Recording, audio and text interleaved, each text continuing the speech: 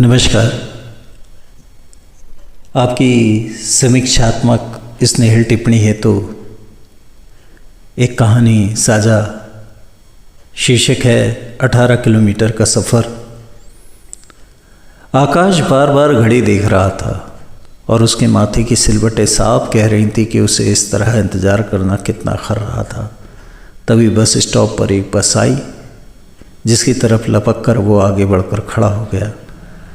बस के कुछ यात्री उतरने के बाद एक वृद्ध उतरा और पीछे वृद्ध महिला, वृद्ध जिनके हाथ में 2 बैग जिन्हें उन्होंने मजबूती से थामा हुआ था। बूढ़ी महिला आकाश को देखकर मुस्कुराई और बस अड्डे से नजर आते शहर की चमक दमक पर नज़र दौड़ाने लगी। आकाश ने उन्हें कार की तरफ इशारा किया और आगे आगे तेज कदम चलने लगा। वो बूढ़ी मानो पूरी ताकत खर्च कर आकाश के पीछे तेज कदमों से चल पड़ी और पीछे पीछे कांधे पे दोनों बैग टांगे बुजुर्ग भी उनके हम कदम होने की कोशिश करने लगे। पसीने से दोनों तरबतर हो गए, पर चमचमाती गाड़ी को देखकर चमक उनके चेहरे पर स्पष्ट दिखने लगी। आकाश ने दरवाज़ा खोला और उनके बैठते ही वो ड्राइविंग सीट पर जा बैठा। दोनों बुजुर्ग उस गाड़ी की मखमली गति का स्पर्श कर रहे थे। बूढ़ी ने मुस्कुराकर बुजुर्ग को देखा।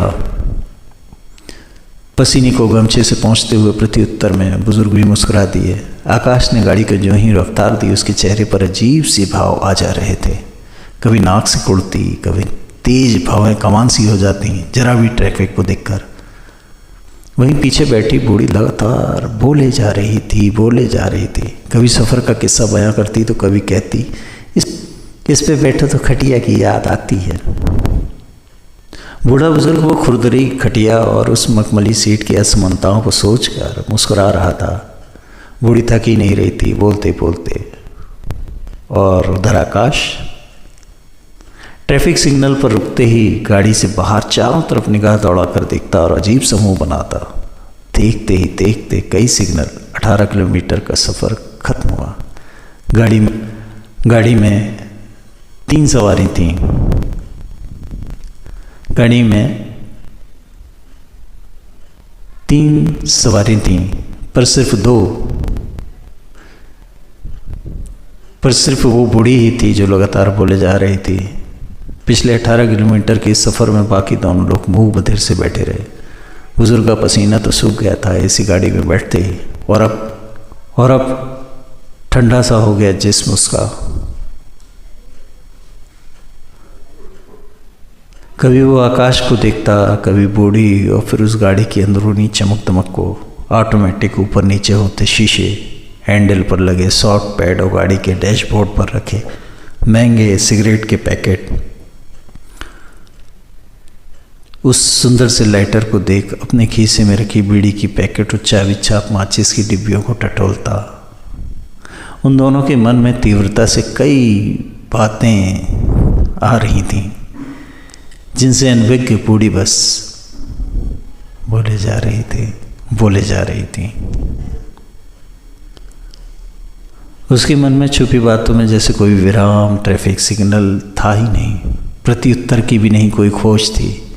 सिग्नल हरा है, लाल है, बस बेकाबू रफ्तार ली उसकी बातों की गाड़ी दौड़े ही जा रही थी। आकाश ने गाड़ी में ब्रेक लगाया और घर के किनारे गाड़ी पार करने के पहले अपने मौन को तोड़ते हुए बोला, माँ, कब का रिजर्वेशन है आप लोगों का? बूढ़ी सुनते ही मुस्कुराई और बुजुर्ग की तरफ देखने लगी। वो उन्हें देखकर मुस्कुरा दिए। फिर आकाश बोला, मेरा मतलब है कि यदि नहीं है तो मैं करवा दूँ। कब जाओगी? आज शायद बूढ़ी उसकी आवाज़ 4 बरस बाद सुन रही थी। विदेश जाने के बाद वहीं शादी भी हुई और फिर बातें यदा कदा होती थीं, वो भी ख़त्म हो गई थीं। उनको लगा था कि बच्चा ये कह रहा है कि खूब बातें करेंगे, जाने की कोई जल्दी नहीं। पर इधर तो उसने जो पूछा कि बस वो चकित रह गई। उसकी खिली मुस्कान झैप की मुद्रा में आई, जैसे बुजुर्ग ने पहचानते हुए उसके कंधे पर हाथ रखा और अपना भी मौन तोड़ते हुए कहा, लल्ला, यही बंगला है तुम्हारा? नहीं उतरना है हमको।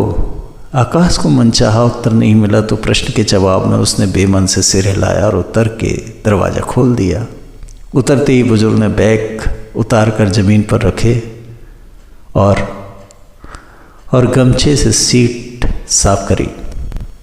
आकाश को समझ नहीं आ रहा था। वो चुपचाप खड़ा कभी कॉलोनी के दूसरे घरों को देखता और कभी सिकुड़न से भरी माँ की साड़ी को, अपने पिता का मैला सा और पीला पड़ा कुर्ता जो कभी शायद सफ़ेद हुआ करता था, उसे भी देखा उसने।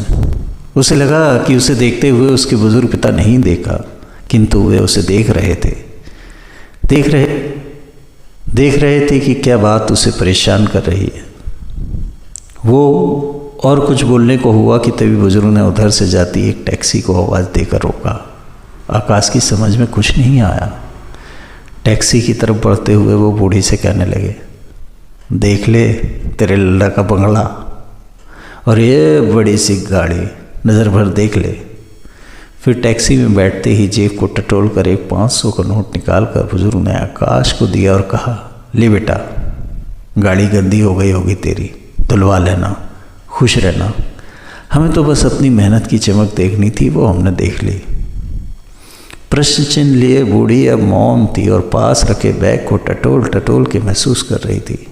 कुछ देर बुजुर्ग शांत बैठे रहे, फिर उसकी नम आँखों को देखकर बोले, हमारी दुनिया वही खटिया है जिस पर रात दिन करवटों में जागकर हमने उस मखमली जीवन के सपने खुद देखे और बच्चे को दिखाए, लेकिन अब वो हमसे जीवन भर के लिए दूर है।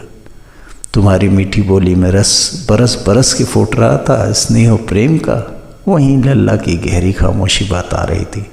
उसे हमारा यूँ आना जरा भी अच्छा नहीं लगा। हाँ, शायद कि बहू को पसंद ना हो या जो भी हो, जाने दो। कुछ क्षणों तक चुप रहकर फिर बुजुर्ग बोले, खैर खुश रहे वो हमारे लिए इतना ही काफ़ी है।